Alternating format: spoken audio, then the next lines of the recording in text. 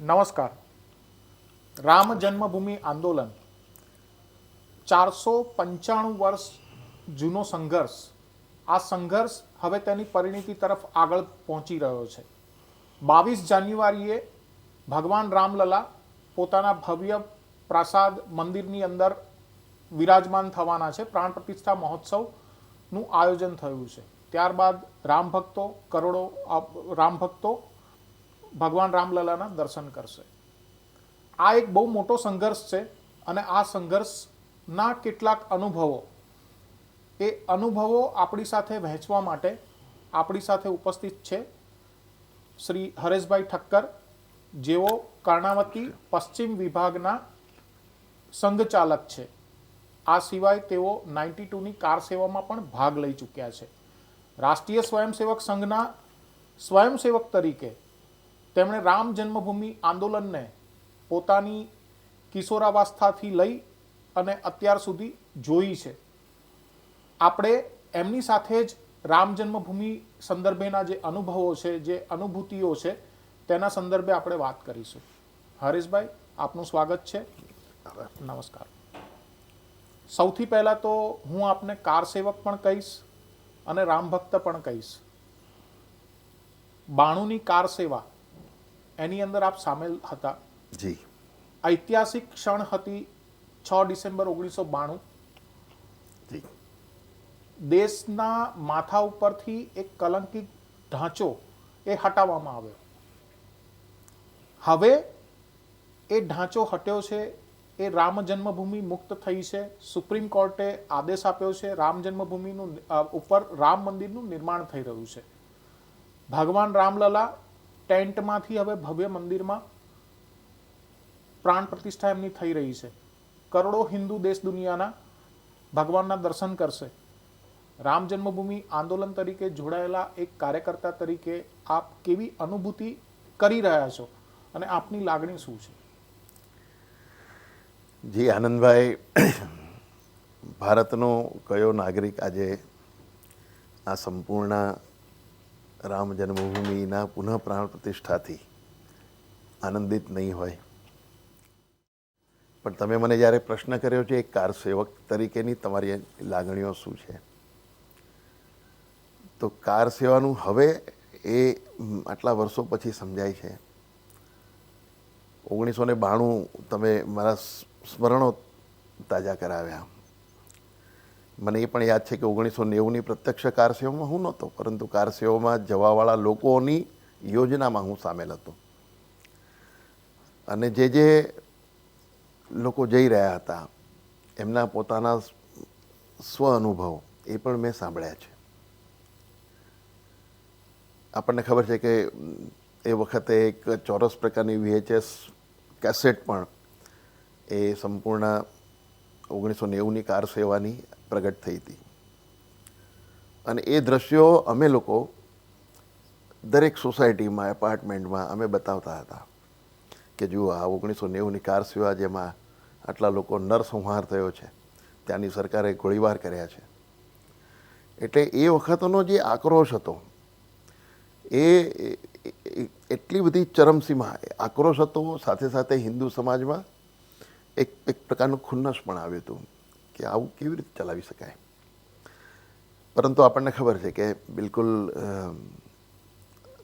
જે તે વખતની સરકારના જે કંઈ લો એન્ડ ઓર્ડર્સ હતા, તો આ આખી વ્યવસ્થામાં આપણે કંઈ કરી શકીએ એમ નહોતા રાજકીય રીતે. અને એટલા માટે, પરંતુ એક સારું પાસું એ હતું કે સમાજનો સ્વયંભૂ જે આક્રોશ હતો એ બહાર આવ્યો હતો. વાત 1992ની, 6 ડિસેમ્બર 1992. મને યાદ છે કે મારે ત્યાં દીકરાનો જન્મ થયો તો એ 6 મહિનાનો થતો. એક એવો માહોલ બન્યો હતો, કારણ કે મને યાદ છે 90 પછી એકતા યાત્રામાં હું જમ્મુ સુધી અમને જવા દીધા હતા, કાશ્મીરમાં ધ્વજ ફરકાવવા માટે. એટલે એક સાતત્યપૂર્ણ જન આક્રોશ અને એ માહોલ એ વખતે જ હતો.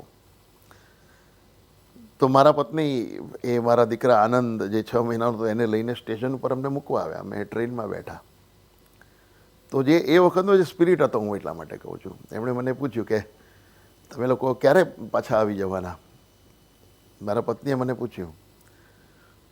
તો મારા મુખે એ વખતે કહ્યું, મેં કીધું, મને કારણ કે 1990નું યાદ હતું, મેં કીધું આવી કોઈ ગેરંટી હવે આ આંદોલનને આપી નહીં શકાય. તો હું આવું બોલીને ગયો તો સ્તબ્ધ થઈ ગઈ. તો એણે આંખમાં આંસુ સાથે એમણે કીધું કે તો આનંદના માથા પર હાથ મૂકો તમે. અને મને યાદ છે કે મેં આનંદના માથે હાથ મૂક્યો. અરે મેં કીધું ઈશ્વરીય કાર્ય છે અને જઈએ છીએ. ખૂબ મોટું સંખ્યામાં એ લોકો ટ્રેનમાં હતા. ત્યારથી લઈને અમે 1992ની કાર સેવામાં અમે જોડાયા. અયોધ્યા પહેલી વખત જોયું મેં, સરયુ નદીનો કાંઠો જોયો, સ્નાન કર્યું. અને અમે જ્યારે આવી રહ્યા હતા ત્યારે એકદમ આ એના જે કહેવાતા ગુંબજ તૂટવાનું ચાલુ થઈ ગયું હતું. એની પર લોકો ચડી ગયા. ખૂબ લોકો, મોટા મોટા અધિકારીઓ, સંઘના અધિકારીઓ, માન્ય અડવાણીજી, મુરલી મનોહર જોશીજી, ઉમા ભારતીજી, ગૌતમ બરાજી, શેષાદ્રીજી, બધા લોકો અપીલ કરી રહ્યા હતા કે ભાઈ તમે ડોમની નીચે નહીં જાઓ, તમે બહાર આવી જાઓ, આ ગમે ત્યારે તૂટી પડશે. ખૂબ એ લોકોનો પ્રયત્ન હતો કે સંયમિત જરા વર્તન કરો. પરંતુ જન સૈલાબ એ હવે એની ચરમસીમા તોડી ચૂક્યો હતો. અને જે તમે કીધું કે 495 વર્ષ એટલે 450 વર્ષનું જે કલંક હતું, એ 4.5 કલાકમાં દૂર થતાં મેં મારી પ્રત્યક્ષ આંખોએ આ જોયું છે. એટલે તમે કલ્પના ન કરી શકાય કે આની અંદર આવું કેવી રીતે બની શકે. પણ વાસ્તવમાં ઈશ્વરીય કાર્યનું દર્શન એ વખતે, અને આ સંગઠિત અવસ્થા હિન્દુ સમાજની, કોણ ક્યાંથી આવ્યું છે ખબર નથી. કોઈ દક્ષિણ ભારત, કોઈ ઉત્તર ભારત, કોઈ નોર્થ ઇસ્ટ ભારત જે કહી શકાય ત્યાંથી પણ. પરંતુ એક માહોલ એ અમે જોયો. હું આ રામ જન્મભૂમિની જે તારીખ 22 જાન્યુઆરી નક્કી થઈ, તો એ પહેલાં કળશ યાત્રાના કાર્યક્રમો ખૂબ થયા. કળશ યાત્રાના કાર્યક્રમમાં જે તમે મને આજે બોલાવ્યો, તો એ પ્રકારે મારું કાર સેવક તરીકે મારું જવાનું હતું, સંઘના અધિકારી તરીકે પણ મારે બધે જવાનું થાય છે. તો અનેક જગ્યા પર મેં ભાષણ કર્યા. તો મારે આ જ વર્ણન એમની સામે કર્યું હતું. આજે 92થી લઈને 2024માં જ્યારે હું લોકોની સમક્ષ હું વર્ણન કરું છું, અત્યારે તો આપણા ઇન્ટરવ્યૂમાં મારું બોલવાની સંયમિત હોય, પરંતુ ત્યાં ભાષણના સ્વરૂપે જ્યારે મારું 30 મિનિટ 40 મિનિટ બોલવાનું થાય છે, તો આઈ કુડ ફીલ કે આજે પણ પ્રજાના એ રૂવાડા ઊભા થઈ જાય છે કે એ બસ એવો પ્રકારનો માહોલ, અથવા તો આ પ્રકારે હિન્દુ સમાજની સંગઠિત અવસ્થા, તો એ કેવા પ્રકારનું વાતાવરણ ત્યાં હશે એ જોતા શબ્દોને સ્થાન નથી. જે અનુભૂતિનો આ એક અવસર હતો કે રામનું કાજ માટે નીકળેલા આવા લાખો કાર સેવકો એ કામ પૂર્ણ કરીને હિન્દુ સમાજ ઉપર આ ભારતનું જે કલંક હતું, એ 450 વર્ષ 495 વર્ષનું કલંક આજે સમાપ્ત થયું છે, એનું શુદ્ધિકરણ થયું છે. અને ફરી પુનઃ રામલલા ફરી એ ભવ્ય મંદિરમાં વિરાજમાન થઈ રહ્યા છે. મેં મારી સંઘની એક શાખા પર એક વડીલ હતા અમારા ઇન્દુભાઈ શાહ, એમની સામે મેં જ્યારે શાખામાં વાત કરી, એમણે મને કીધું, હરેશભાઈ, તમારી વાતો સાંભળ્યા પરથી એવું લાગે છે કે મને 86 વર્ષ થયા, તો હવે તો 86 વર્ષે મારે જો આ મને જોવાનો લાવો મળી રહ્યો છે, તો હવે આ ઈશ્વરની યોજના જ ગણું છું મારું આ આટલું લાંબુ જીવન. તો ઈશ્વરે જ આ સંકેત આપ્યો છે કે તમે જુઓ. તો આ ઈશ્વરની દેન છે, આ ભેટ છે. હું એને ઈશ્વરની યોજના સમજું છું કે મારું આટલું દીર્ઘ જીવવાનું થયું. તો આટલા ભાવ વિભોર એ સમાજ છે. અને જ્યારે થોડા ગણતરીના દિવસો બાકી રહ્યા છે 22 તારીખને, તો કલ્પના નથી કરી શકાતું કે એ શું માહોલ હશે, કેવા પ્રકારનું વાતાવરણ દેશમાં હશે. છે અપેક્ષિત છે બધું જ, પણ આ પ્રત્યક્ષ પોતાની આંખોથી આ જોઈ રહ્યા છે જે થવા જઈ રહ્યું છે, રામ મંદિર, ભવ્ય રામ મંદિર, એનું વર્ણન એ શબ્દો નથી કરી શકતું, મને એવું લાગે છે. હરેશભાઈ, બહુ જ બધી લાગણીઓ આની સાથે આપની જોડાયેલી છે, અંગત લાગણીઓ જોડાયેલી છે. ઘણો પારિવારિક માહોલની અંદર ઘણું પ્રેશર આપણે એ વખતે આપણે સહન કરી અને ત્યાં આગળ આંદોલનમાં જોડાયા હશો. મારે આ અનુભૂતિ અને આ યાત્રા એક કાર સેવકની એના વિશે કેટલાક પ્રશ્નો પૂછવા છે, જો આપ મંજૂરી આપો તો. સૌથી પહેલાં તો તમે ખૂબ લાંબા સમયથી રાષ્ટ્રીય સ્વયંસેવક સંઘ સાથે જોડાયેલા છો. રામ જન્મભૂમિ આંદોલન ચાલુ થયું અને 90ની કાર સેવા થઈ. એ વખતે કાર સેવા શરૂ થઈ એ વખતે કોઈને એવો અંદાજ નહીં હોય કે આવી રીતે ગોળીબાર થશે, સરયુ નદીમાં કાર સેવકોના લોહી રેડાશે અને એનો રંગ લાલ થશે, રેતીના બોરીની અંદર કાર સેવકોની લાશોને નાખી અને એને આંકડા છુપાવવાની કોશિશ થશે, બાબરી ઢાંચા ઉપર જે કોઠારી બંધુઓએ ભગવો લહેરાવ્યો હતો એ કોઠારી બંધુઓનું બલિદાન થશે, કોઠારી બંધુઓ જેવા ઘણા કાર સેવકો, નામી અનામી કાર સેવકો પોતાના બલિદાનો આપશે. હરેશભાઈને એ કાર સેવામાં નહીં જવાનો કોઈ અફસોસ છે? અફસોસ તો હું નહીં કહી શકું. હા, એટલે આ ઘટના બન્યા પછી એવું થાય કે જ્યારે એમના કાર સેવકોના મોઢે આપણે આ બધું સાંભળીએ ત્યારે એ લોકો જે વર્ણન કરતા, જેમ આજે હું વર્ણન કરું છું 1992નું, અને લોકો રોમાંચ થાય છે, તો અમને પણ એ રોમાંચ થતો હતો. અફસોસ નહીં, કારણ કે કોણે જવું કોણે નહીં જવું એ ઘણે ખરે અંશે સંઘના એક અધિકારી તરીકે યોજનાના ભાગ સ્વરૂપે કેટલાક લોકોને જવું, કેટલાક લોકોને નહીં જવું, જે તે સમયે આવું નક્કી કરવામાં આવતું હતું. એવું લાગે છે કે કદાચ જો તમને મોકલવામાં આવ્યા હોત તો તમે વધારે? બિલકુલ, હું મારી જાતને ભાગ્યશાળી હું મારી જાતને ભાગ્યશાળી સમજું, જરૂર સમજું. જેમ 1992 માટે હું મારા જાતને હંમેશા મને ઈશ્વરની કૃપા સમજું છું કે મને સંઘની યોજનામાં આ પ્રકારે અને એક હિન્દુ તરીકે આ હું સંપૂર્ણ કાર સેવામાં ભાગ લેવા જઈ શક્યો, તો એ સ્પિરિટ અલગ હતો. અને એ ખબર હતી કે 1990માં ગોળીઓ ચાલી છે, તો કેન્દ્રમાં સરકાર નથી બદલાઈ ગઈ, કેવળ રાજ્ય સરકાર બદલાઈ છે 1992માં, પણ સરકારના અસ્તિત્વ સામે હોવું ન હોવું એ કોઈ મેટર કરતું જ નહોતું.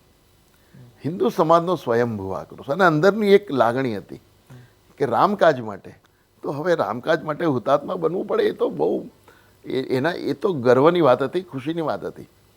એટલે એ કોઈ મેટર જ નહોતું કે 1990માં ન જઈ શક્યા તો અફસોસ નહીં, ગયા હોત તો ભાગ્યશાળી હતા, એવું જરૂર કહી શકું. તમે 90ની ગોળીબાર પછી એકતા યાત્રામાં પણ ગયા. એકતા યાત્રામાં જમ્મુ પાસે રોકાયા, ત્યાં લાલ ચોકમાં તિરંગો ફરકાવ્યો. અમને જમ્મુ સુધી જવા દીધા હતા. હા, એટલે જે લોકો ગયા, વડાપ્રધાન અત્યારે જે છે નરેન્દ્રભાઈ, એમની સાથે ઘણા લોકો ત્યાં આગળ ગયા, ગણતરીના લોકો ગયા, એમણે તિરંગો ફરકાવ્યો. મુરલી મનોહર જોશી હતા. ત્યારે પણ અમુક ઘટનાઓ બની હતી. આ ઘટનાઓ છતાં તમે કાર સેવાની અંદર 92માં ગયા. આપના ઘરમાં પરિવારનો શું રિસ્પોન્સ હતો? એમને કેવી લાગણી અનુભવી હતી? એમને તમને રોકવાની કોશિશ નહીં કરી? આપના માતા પિતા અથવા તો આપની પત્ની અથવા તો ભાઈ અથવા તો બહેન, એ લોકોએ? જરૂર રોકવાની કોશિશ જેટલું એમનું 1992ની કાર સેવા વખતે તમે ન જાઓ અથવા તો 1990ની ઘટના થઈ છે એટલે 92 માટે પરિવારના લોકો વધારે ચિંતિત હતા આ પ્રકારે. અને એક હિન્દુ તરીકે આ હું સંપૂર્ણ કાર સેવામાં ભાગ લેવા જઈ શક્યો, તો એ સ્પિરિટ અલગ હતો. અને એ ખબર હતી કે 1990માં ગોળીઓ ચાલી છે, તો કેન્દ્રમાં સરકાર નથી બદલાઈ ગઈ, કેવળ રાજ્ય સરકાર બદલાઈ છે 1992માં, પણ સરકારના અસ્તિત્વ સામે હોવું ન હોવું એ કોઈ મેટર કરતું જ નહોતું. હિન્દુ સમાજનો સ્વયંભૂ આક્રોશ અને અંદરની એક લાગણી હતી કે રામકાજ માટે, તો હવે રામકાજ માટે હુતાત્મા બનવું પડે, એ તો બહુ એ તો ગર્વની વાત હતી, ખુશીની વાત હતી.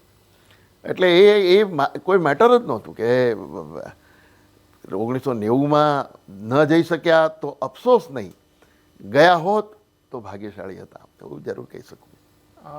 તમે 90ની ગોળીબાર પછી એકતા યાત્રામાં પણ ગયા. એકતા યાત્રામાં જમ્મુ પાસે રોકાયા, ત્યાં લાલ ચોકમાં તિરંગો ફરકાવ્યો. એટલે જે લોકો ગયા, વડાપ્રધાન અત્યારે જે છે નરેન્દ્રભાઈ, એમની સાથે ઘણા લોકો ત્યાં આગળ ગયા, ગણતરીના લોકો ગયા, એમણે તિરંગો ફરકાવ્યો. મુરલી મનોહર જોશી હતા. ત્યારે પણ અમુક ઘટનાઓ બની હતી. આ ઘટનાઓ છતાં તમે કાર સેવાની અંદર 92માં ગયા. આપના ઘરમાં પરિવારનો શું રિસ્પોન્સ હતો? એમને કેવી લાગણી અનુભવી હતી? એમને તમને રોકવાની કોશિશ નહીં કરી? આપના માતા પિતા અથવા તો આપની પત્ની અથવા તો ભાઈ અથવા તો બહેન, એ લોકોએ? જરૂર રોકવાની કોશિશ જેટલું એમનું 1992ની કાર સેવા વખતે તમે ન જાઓ અથવા તો 1990ની ઘટના થઈ છે એટલે 92 માટે પરિવારના લોકો વધારે ચિંતિત હતા. એકતા યાત્રામાં મારે જવાનું થયું એ કાશ્મીર, કન્યાકુમારીથી કાશ્મીરની, એટલે આપણે તો ગુજરાતથી જોડાયા, અમે બસ લઈને ગયા હતા. તો આ યાત્રા પણ કેવી જોખમી બની રહી હતી કે સાંજે 5 વાગ્યા પછી, એટલે થોડું વિષયાંતર થશે કારણ કે આ એકતા યાત્રાનું વર્ણન છે, પરંતુ એક આખો એક સમયનો સાતત્યપૂર્ણ માહોલ એવો ચાલ્યો કે જેમાં એક હિન્દુ સમાજ માટે એક ચેલેન્જ હતી. ભારતના લોકો, એક ભારત તરીકે ભારતના લોકો માટે જેને ચેલેન્જ કહી શકાય એવા પ્રકારનું વાતાવરણ એ અરાષ્ટ્રીય શક્તિઓએ બનાવેલું હતું.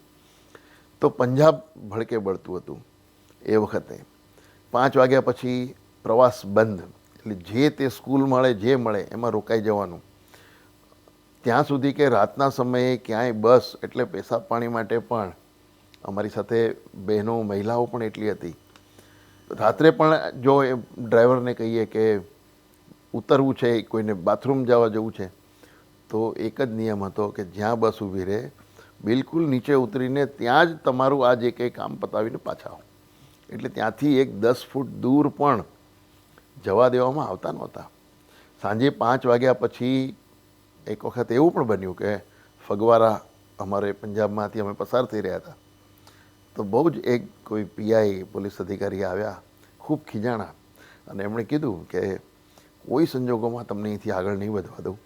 લગભગ અમે 20 કિલોમીટર, 28 કિલોમીટર આગળ આવ્યા હતા, અમારે પાછા જવું પડ્યું અને એક સ્કૂલમાં રાતવાસો કરવો પડ્યો. એમણે સમજાવ્યું કે અહીંયા પોલીસના વેશમાં ત્રાસવાદીઓ કામ કરે છે, તમને એ ખબર નથી, તમને એમ લાગે છે કે પોલીસ છે. અને પ્રત્યક્ષ એક ઘટના એવી બની પણ ગઈ કે અમારી આગળની જ એક બસ ઉપર ત્રાસવાદીઓએ ફાયરિંગ પણ કર્યું હતું. ભય એ વખતે હતો. એટલે એ આખો જે સમય, થોડા જે વર્ષો હતા, એક ભારતીય તરીકે પોતાના અસ્તિત્વ માટેનું એક ચેલેન્જ સમાન એ દિવસો હતા. અને મને લાગે છે કે આ જે પ્રકારની વિષમતા હતી, એટલે એક જુસ્સો હતો, એ જ ભારતને જીવંત રાખી શકનાર એ પરિબળો હતા. અને આ ઘટનાક્રમ જ ભારતને બનાવ્યું છે, હું એમ માનું છું. હું તો એટલા માટે કહું છું, હમણાં મારે જે કંઈ ભાષણો થયા છે, હું યાદ દેવડાવું છું કે આ જે ઇતિહાસમાં વૈશ્વિક રીતે કંડારી શકાય એવી ઘટના 2024ની રામ જન્મભૂમિ પર રામલલાના પુનઃ પ્રાણ પ્રતિષ્ઠાની બની રહી છે. વિશ્વએ નોંધ લેવી પડશે. જે કંઈ ગણીગાંઠી ઘટનાઓ આ વિશ્વની તવારીખમાં લખાઈ છે એમાં એક ઉમેરાશે શ્રી રામ જન્મભૂમિનું ભવ્ય મંદિર, રામલલાનું પુનઃ પ્રાણ પ્રતિષ્ઠા.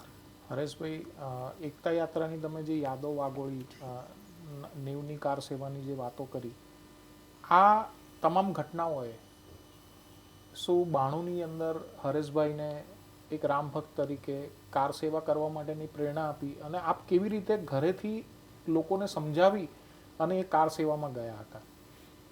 મેં કહ્યું ને કે 1990માં જવાનું નહોતું થયું, અને જે ઘટનાક્રમ જોયો, કેસેટમાં જોયો, અમે ટીવી પર, અમે બધી જગ્યા પર સોસાયટીમાં સ્ક્રીન ઉપર બતાડતા હતા, પણ અંદર અંદરથી એવી ઈચ્છા બની રહી હતી કે આપણે નથી ગયા. અફસોસ નહીં, યોજનાના ભાગરૂપે નહોતા ગયા, પણ એવી ઈચ્છા તો જરૂર થઈ ગઈ હતી. અને મેં મારા પણ અધિકારીઓને કહ્યું કે આ કાર સેવામાં હું જઈશ. મારા જેવા અનેક લોકો હતા કે એમણે બિલકુલ જવાની પૂર્ણ તૈયારી બતાવી હતી. અને જેને જેને અમે વાત કરતા હતા તો મને યાદ છે અમે લોકો બીજા ઘરે રહેતા હતા શાહપુર દરવાજા બહાર, તો જેના પરિવારમાંથી જેને આવવું છે તો એ એમ કહેતા કે ભાઈ તમે મારા મા બાપને તમે વાત કરશો તો આવવા દેશે. તો જઈને વાત શું કરવાની, 1992ની કાર સેવામાં જવું છે તો તમે તમારા દીકરાને મોકલો. તો 1990નું સ્મરણ તરત જ બધા કરાવતા હતા મા બાપ કે તમને ખબર નથી 1990માં શું થયું છે. તો અમે એને એમ કહેતા કે 1990નું સ્મરણ છે, હું પણ નથી ગયો, પણ 1992માં તમારે એ સમજીને જ દીકરાને મોકલવાનો છે કે પ્રત્યક્ષ ભગવાન રામનું આ કામ છે, એના માટે તમારો દીકરો જઈ રહ્યો છે. એટલે એવી કોઈ વાત કરશો જ નહીં કે તમે કંઈ થશે તો કોણ જવાબદાર, કોઈ જવાબદાર નથી. અને એટલે બહુ થોડા પરિવારોએ આવું કીધું કે ભાઈ તમે ધ્યાન રાખજો, તમે જવાબદારી લેજો. અમે હા પણ પાડતા હતા, મિત્રતાને કારણે હા પણ પાડી દેતા હતા. આવનાર વ્યક્તિ પણ સમજતું હતું આમાં કોઈની જવાબદારી ના હોય, પણ બહુ થોડા પરિવારો. બાકી જાઓ. હા, મા બાપના ખાસ કરીને એમની બહેન દીકરીઓમાં ને અંદરથી હૃદય રડતું હોય મોકલતી વખતે, પણ એમણે બહારથી ચોક્કસ જુસ્સો બતાવ્યો હતો કે નહીં તમે જાઓ, તમે જાઓ છો ને, હું કહું હા જોઉં છું, તમે જરૂર જાઓ. તો એ મારી સાથે મોકલતા હતા. અને 3-4 એવા છોકરાઓ એવા હતા કે જે હું જાઉં છું એટલે એમની સાથે મોકલવા માટે મા બાપ તૈયાર થયા હતા. આ પણ મને સ્મરણમાં આવે છે એટલું હું કહું છું. હરેશભાઈ, તમારો વ્યક્તિગત પણ આવો અનુભવ રહ્યો છે. તમારા તાજા લગ્ન થયા હતા એ વખતે આપનો દીકરો, મોટો દીકરો 6 મહિનાનો હતો. યસ. જ્યારે તમે આ વસ્તુ કહી કે હું કાર સેવામાં જઈ રહ્યો છું, તો નવપરણિત યુગલ તરીકે જે રિએક્શન હોય એ બહુ જ હાર્શ હોય, હાર્ડ હોય. આ અનુભૂતિમાંથી તમે પસાર થયા છો. અત્યારે જ્યારે આ રામ મંદિરની પ્રાણ પ્રતિષ્ઠા થઈ રહી છે, ત્યારે શું ઘરમાં આની કોઈ ચર્ચા થાય છે કે આપના દીકરો જે 6 મહિનાનો હતો એની સાથે આ કોઈ શેર થાય છે? અને એ વખતે આપ અને આપનો પરિવાર કેવી લાગણી અનુભવો છો? ખૂબ શેર થાય છે, ખૂબ ખૂબ ચર્ચા થાય. આજે તો બંને પુખ્ત ઉંમરના છે મારા બંને દીકરા, એટલે એમને પણ વાંચીને બહાર સાંભળીને ખબર પડે છે. હું વર્ણન કરું, મેં ઘણી વખત વર્ણન પણ કર્યું છે. આજે આ અવસર આવ્યો છે, પવિત્ર અવસર છે, ત્યારે જ વાત થાય છે એવું નહીં. આની પહેલાં પણ વચ્ચે ઘણી વખત ડાઇનિંગ ટેબલ પર અમે ચર્ચાઓ કરી છે. પણ હું આજે સ્મરણમાં એ કહું છું કોઈને પણ કે મારો દીકરો 6 મહિનાનો હતો અને મેં એને માથે હાથ મૂક્યો હતો. તો હું જ્યારે આવું બોલું ત્યારે મારા પત્ની હંમેશા એવું કહે કે તમે મને, જ્યારે આપણી સગાઈ થઈ અને હું તમારે ત્યાં પહેલી વાર આવી, તો તમે મને અડવાણીજીની રથયાત્રા જોવા લઈ ગયા. લોકો ક્યાં ફરવા લઈ જાય, તમે અડવાની રથયાત્રા ભીડભાડમાં તમે લઈ ગયા. અને લગભગ 1.5 કલાક સુધી અમે એ યાત્રા આવે ત્યાં સુધી ઊભા રહ્યા, આટલી ભીડમાં. તો એ સમજતી નહોતી, પણ જ્યારે એ અડવાણીજીની રથયાત્રા આવી અમારા વિસ્તારમાં, તો એ જોઈને અમે ધન્યતા અને પછી ઘરે પાછા ગયા. તો એ પણ એને સ્મરણ હતું, મને યાદ નહોતું પણ એને સ્મરણ હતું. એટલે ઘરમાં એક રોમાંચનું વાતાવરણ છે. આજે અવસરના દિવસે મારા બંને દીકરાઓને આજે ગૌરવ થાય છે, તો એ પોતાના સર્કલમાં કહે છે કે હા, મારા પિતાશ્રી પણ કાર સેવામાં ગયા હતા. આજે એમને પણ અભિમાન થાય છે. અન્યથા એ કોઈ હિસ્ટ્રીના વિદ્યાર્થી નથી, એ કોઈ એવું વાંચતા પણ નથી, એમને ખબર પણ નથી. પણ આજે એ ગૌરવથી કહી શકે છે કે મારા પિતાશ્રી, મારા પપ્પા એ કાર સેવામાં ગયા હતા. તો આ એમને ગૌરવ થાય છે, એ મારી ગૌરવની વાત છે. કાર સેવા અને કાર સેવકો માત્ર રામ મંદિરના પુનઃસ્થાપન, સ્વાભિમાનના પુનઃસ્થાપનનું કારણ નથી બન્યા, દેશના સ્વાભિમાનના પુનઃસ્થાપનનું પણ કારણ બન્યા હોય એવું ઘણા લોકો કહી રહ્યા છે. અત્યારે જે પ્રકારે રામ મંદિરના પ્રાણ પ્રતિષ્ઠા મહોત્સવને લઈ અને પોલિટિકલ વિવાદ ઊભો કરવામાં આવી રહ્યો છે. અમુક લોકો કહી રહ્યા છે કે આ અમુક પોલિટિકલ ઇવેન્ટ છે અને આમાં અમે નથી જવાના, આમાં અમે જવાના છીએ અને આમાં આમ હોવું જોઈએ. ઘણા બધા ધર્મસંગત બાબતો પણ કરી રહ્યા છે. તો હકીકત તો એ છે કે 22 જાન્યુઆરી 2024ના રોજ દેશના રામ ભક્તો બાબરવાદને પરાસ્ત કરી રહ્યા છે. ત્યારે આ પ્રકારની બાબતો દેશમાં ચર્ચાવી, એને આપ કઈ રીતે જોઈ રહ્યા છો અને આગામી સમયમાં એની શું અસરો પડશે? બિલકુલ. હમણાં જ્યાં જ્યાં મારા મેં કહ્યું એમ ફરી પુનરાવર્તન કરું છું, જ્યાં જ્યાં ભાષણો થઈ રહ્યા છે ત્યાં એક વાત હું બધી જગ્યાએ કહું છું. ખૂબ ડિબેટ જોઉં છું, વાંચું છું, એટલે ધ્યાનમાં છે. જે રામ મંદિરનો વિરોધ કરે છે તો એ સ્પષ્ટ છે કે જે રામના વિરોધી છે એ રાષ્ટ્ર વિરોધી છે. એ દેશદ્રોહી જ વ્યક્તિ રામ મંદિરનો વિરોધ કરી શકે. કોઈ લોજિક નથી, વિરોધ કરવાનું કોઈ લોજિક નથી. પરંતુ આવી આ મૃતપાય શક્તિઓ છે જે થોડું સંજીવન હોય એવાનો ડોળ કરે છે, અન્યથા આ સમાપ્ત થઈ જવાના છે. 2000 આ અવસર પછી, પ્રાણ પ્રતિષ્ઠા પછી આવી શક્તિઓ શોધી નહીં જડે અને સમાજ એની ગણના પણ નહીં કરે. ઠીક છે, ઈશ્વર સદબુદ્ધિ આપે એમને. પણ હું એક વાત બહુ કહું છું, મને સ્મરણ આવે છે કે અનેક ભાષણોમાં મેં સાંભળ્યું છે 2014માં ભારતમાં સત્તા પરિવર્તન થયું, નરેન્દ્રભાઈની સરકાર બની, પૂર્ણ બહુમતીવાળી ભારતીય જનતા પક્ષની સરકાર બની. તો ભારતના લોકોએ આ જે સત્તાનું પરિવર્તન થયું એને કેવી રીતે જોયું અને આ વિજયને પૂર્ણ બહુમતી, નરેન્દ્રભાઈની સરકાર, જેની પાછળ સંઘની શક્તિ છે, વિશ્વ હિન્દુ પરિષદ શક્તિ છે, હિન્દુ શક્તિ છે, એટલે રસપ્રદ આકલન જે આવ્યું, સાંભળ્યું છે ઘણી વખત અને પ્રત્યક્ષ ગૂગલમાં એને વેરીફાઈ કર્યું છે. તો ઇંગ્લેન્ડથી પ્રગટ થતું એક છાપું ગાર્ડિયન, એણે 2014ની આ સત્તા પરિવર્તનની ઘટનાનું એડિટોરિયલ બનાવ્યું છે. એડિટોરિયલ શું હતું? તો 17 મે નરેન્દ્રભાઈના શપથવિધિ સરકાર બની, 18 મે એનું ટાઇટલ આવી રીતે આવ્યું, today May 18, 2014 may well go down in history as a day when Britain finally left India. આ ખૂબ ગર્વ થાય એવી વાત હતી. મીન્સ કે 47માં ભારતને આઝાદી મળી ગઈ છે, અંગ્રેજો ગયા, પરંતુ અંગ્રેજો ગયા, અંગ્રેજત હતી, એમની મનસુબા અહીંયા એમનેમ હતા, એ અંગ્રેજીયત અહીંયા એમનેમ રહી હતી, અંગ્રેજી માનસિકતા અહીંયા હતી, એમના એજન્ટ અહીંયા કામ કરતા હતા અને વર્ષો સુધી એ લોકોએ જ કામ સત્તા ભારતમાં ભોગવી છે.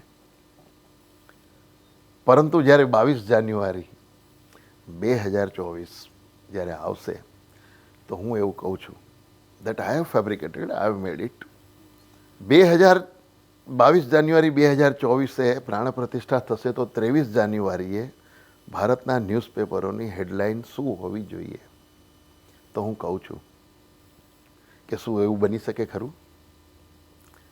ટુડે 23rd જાન્યુઆરી એટલે 22nd January, the incident took place 22nd જાન્યુઆરી.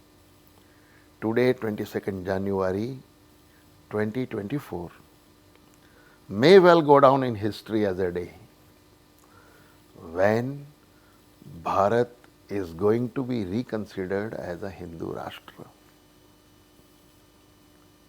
શું આ ભારતની હિન્દુ રાષ્ટ્રની ઉદ્ઘોષણાનો દિવસ બની શકે ખરા? લગભગ 20-25 દિવસ પહેલાં જ્યારે હું આ વાત મેં અનેક જગ્યાએ કરી તો ખૂબ રોમાંચિત હતા લોકો, પરંતુ પછી ધ્યાનમાં આવ્યું કે હવે નેશનલ પ્રાઇમ ચેનલો ઉપર પણ પ્રશ્નો આવા જ આવી રહ્યા છે કે શું 22 જાન્યુઆરી 2024 એ રામરાજ્ય છે, 2024 એ હિન્દુ રાષ્ટ્ર છે? તો હું કહું છું કે કદાચ મારી વાત જેણે પણ સાંભળી, આમ મારા મનમાં આવેલો વિષય હતો ને મેં મૂક્યો, પણ એનો અર્થ એ છે કે સાર્વત્રિક છે આ વિષય. ભારત એ ટર્નિંગ પોઈન્ટ છે 22 જાન્યુઆરી, ભારતનો સૂર્યોદય છે. હિન્દુ રાષ્ટ્ર તરીકે ભારત હવે એની ઓળખ બનાવશે. હિન્દુ રાષ્ટ્ર કહીએ છીએ એનો અર્થ કેવળ હિન્દુઓ નથી, જેનું રાષ્ટ્રીય ચારિત્ર્ય એ પોતાને બનાવશે, જેનું રાષ્ટ્રીય ચારિત્ર્ય આને સ્વીકાર કરશે, એ બધા જ હિન્દુ છે. ચાહે એ જ્ઞાતિ તરીકે ધર્મ ઉપાસના પદ્ધતિ એની મુસ્લિમની હશે, ઉપાસના પદ્ધતિ ખ્રિસ્તીની હશે, પરંતુ એ હિન્દુ છે. હિન્દુ છે એટલે એ વ્યક્તિ આ દેશની માટી સાથે જોડાયેલો છે. આ રામના અસ્તિત્વ સાથે જોડાયેલો છે, રામનું શરણ સાથે એના જોડાયેલો છે. રામો વિગ્રહવાન ધર્મ, રામ જે ધર્મની વ્યાખ્યા નથી કરી શક્યા એના માટે રામ એ ધર્મ છે, રામનું ચરિત્ર એ ધર્મ છે, રામનું અનુસરણ એ ધર્મ છે, રામનું કર્તૃત્વ એ ધર્મ છે, રામનો સંદેશ એ ધર્મ છે, રામનું જીવન એ ધર્મ છે. આ ધર્મનો અર્થ જ આપણા સાંસ્કૃતિક મૂલ્યો છે. ભારત હવે એના પોતાના સાંસ્કૃતિક મૂલ્યો પર ચાલવા માટે કટિબદ્ધ થયો છે. ભારતીય સમાજ એના જીવન મૂલ્યોને ફરી રિકોલ કરીને આગામી દિવસોમાં એ વૈશ્વિક, જેને વિશ્વગુરુની આપણે ઉપમા આપી છે, અથવા તો કૃણવંતો વિશ્વમારે એમ વેદવાક્ય તરીકે આપણે ઘણું બોલ્યા છીએ, પરંતુ એ અવસર પાછો આવી રહ્યો છે. એવી અનુભૂતિ, એવી લાગણી એ ભારતમાં પ્રવર્તી રહી છે. ખૂબ નજીકથી લોકોની સાથે વાત કરું છું, એક નાનકડા કાર્યકર્તા તરીકે. જ્યાં જ્યાં મારે વાત કરવાનો અવસર મળ્યો છે, બધાના દિલમાં, હૃદયમાં એ રામનું નામ એક સમગ્ર ભારત વર્ષ માટે કેવા પ્રકારનું બન્યું છે એ ધ્યાનમાં આવે છે. એટલા માટે હું ઘણી વખત આ ઉદાહરણથી મારા ભાષણોને સંપન્ન કરતો હોઉં છું, જે અહીંયા પણ મેં મૂકવાનો પ્રયત્ન કર્યો છે. હરેશભાઈ, રામ જન્મભૂમિ આંદોલન છે, એ આંદોલન આઝાદ ભારતનું સૌથી મોટું આંદોલન ગણવામાં આવે છે. એ આંદોલન માટે એવું પણ કહેવામાં આવે છે કે આઝાદી પહેલાં જે થયેલા આંદોલન હતા એમાં ઘણા બધા આંદોલનો કરતાં સૌથી મોટું આંદોલન આ આંદોલન છે કે જેની અંદર દેશના કરોડો લોકો એની અંદર સામેલ થયા, સ્વયંભૂ સામેલ થયા છે. આ આંદોલન આગળ પણ ચાલતું રહેશે. રામ મંદિર એ માત્ર રામ મંદિર નથી, રાષ્ટ્ર મંદિર છે. આ જે આખી વાત બોલાઈ રહી છે એ વાતનો સાર એ છે કે દેશના જે હિન્દુઓ છે, હિન્દુઓ એ રાષ્ટ્રવાચક શબ્દ હું ગણું છું, ધર્મવાચક શબ્દ ઓછો અને રાષ્ટ્રવાચક શબ્દ વધારે છે. તો આવા સંજોગોની અંદર આ હિન્દુઓ એ ફરી એક વખત સ્વાભિમાન સાથે ઊભા થવાના છે અને સ્વાભિમાન સાથે ઊભા થઈ અને દેશની આકાંક્ષાઓ અને અપેક્ષાઓને આગળ વધારવાના છે. રાષ્ટ્રીય સ્વયંસેવક સંઘના પ્રથમ સરસંઘચાલકજી ડૉક્ટર કેશવ બલિરામ હેડગેવારે પણ આ દેશ હિન્દુ રાષ્ટ્ર છે એ વાત 1925થી કહેવાનું, દ્રઢતાપૂર્વક કહેવાનું શરૂ કર્યું હતું અને દ્રઢતાપૂર્વક હવે એને અમલ કરવાનો પણ અત્યારે સમય આવી રહ્યો છે. હરેશભાઈ, આપે જે કાર સેવાને લઈ અને આપના જે અનુભવો અમને વહેંચ્યા અને અનુભવો જણાવ્યા, એ અનુભવો ફરી એક વખત આ દેશના હિન્દુઓની ચેતનાઓને નવસંચારિત કરશે અને આ ચેતનાઓ દેશને પોતાની આકાંક્ષા પ્રમાણેનું વિશ્વની અંદર સ્થાન આપશે. આપનો ખૂબ ખૂબ આભાર હરેશભાઈ. હું જતી વખતે એક કેવળ વાત કરું આનંદભાઈ, ઇફ યુ પરમિટ મી. જી. હું સ્મરણ, આ આનંદની પળો છે, આવનારા ઇતિહાસમાં બનવા જઈ રહી છે, હું એની સાથે જવાબદારીનું પણ સ્મરણ કરાવું છું કે આ સંપૂર્ણ જે સ્ટ્રગલ અભિયાન આપણું જે ચાલ્યું, રામ જન્મભૂમિ મુક્તિ અભિયાન, એનું આ પૂર્ણાહુતિ નથી. 22 જાન્યુઆરી અહીંથી જવાબદારીની શરૂઆત છે. આ ભલે ટર્નિંગ પોઈન્ટ છે ભારતનો, પરંતુ હિન્દુ સમાજ તરીકે હવે જવાબદેહી બનવાનું આજનું ભારત છે. એટલે આવનારા દિવસોમાં હવે હા, એ યુગ પૂરો થઈ ગયો કે રામ જન્મભૂમિ પર કોઈ બાબરી મસ્જિદ હતી એ ગઈ, દૂર થઈ, પરંતુ હવે આવી આક્રાંતા કોઈ બીજો આ પ્રકારે ઘટના ન કરી શકે. આવનારા હજારો વર્ષ સુધી કોઈ આંખ ઊંચી કરીને જોઈ ન શકે એની જવાબદારી કોઈ સરકારની નથી, હિન્દુ સમાજની છે. એટલે આ કેવળ કોઈ પ્રાસંગિક ઉન્માદની ઘટના ન બનવી જોઈએ. એને સાતત્યપૂર્ણ, એનું લોજિક સમજીને આવનારા વર્ષો સુધી, યુગો સુધી આ ફરી રામ મંદિરનું અભિમાન એ ક્યારેય પરાસ્ત કે દૂર ન થવું જોઈએ. એ પ્રકારનું જવાબદેહી બનવાનો અવસર છે. એટલા માટે કહું છું કે કદાચ મંદિરની પ્રાણ પ્રતિષ્ઠા કાર્યક્રમની પૂર્ણાહુતિ હોઈ શકે, અહીંથી જવાબદારીની શરૂઆત થાય છે હિન્દુ સમાજ તરીકે. એટલા માટે આપે મને બોલાવ્યો. ખૂબ ખૂબ આભાર આનંદભાઈ.